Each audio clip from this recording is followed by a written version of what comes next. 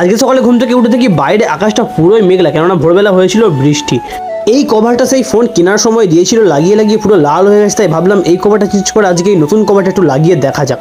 তো অনেকদিন পরে এই কভারটা লাগিয়ে ফেললাম ফাইনালি। তো লাগানোর পর দেখতে পাচ্ছ কভারের লুকটা। শীতকাল কাটতে না কাটতেই বর্ষাকাল পড়ে গেল, জানি না গরমকালের মুখ কবে দেখবো। তো ফাইনালি আবার বেরিয়ে গেলাম বাইরে রাস্তাঘাটের অবস্থাটা দেখার জন্য। তো রাস্তাঘাটে বাইক গিয়ে দেখি রাস্তাও তো পুরোই ফাঁকা। এমনিতেও বর্ষাকালে গাড়ি বা বেরোতে ভালো লাগে, বর্ষাকাল ল্যাথখোরদের জন্য পারফেক্ট সময়, আর তার মধ্যে আমি একজন। কিন্তু আমার কি করার, আমার তো যেতে হবে কাজে, তাই ছোটাফট আবার চলে গেলাম বাড়ি রেডি হওয়ার জন্য। স্কুল তোমায় গরমকালে ছুটি দিলেও বর্ষাকালে ছুটি কোনোদিন দেবে না, তাই বৃষ্টি হলে স্কুলে তো যেতেই হবে, তাই ভাইপো বেরিয়ে গেল স্কুলে। আর এদিকে দেখো ফুলে বৃষ্টির জলের ফোঁটাটা পরে কত সুন্দর দেখতে লাগছে, ওয়াও না?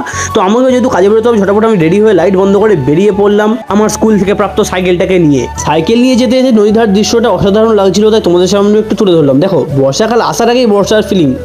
তো চলো আমি এবার কাজে যেতে থাকি, আর তোমরা বাসের পিছনে কি লেখা আছে সেটা অবশ্যই ভিডিওতে কমেন্ট করে দিও, দেখবো কার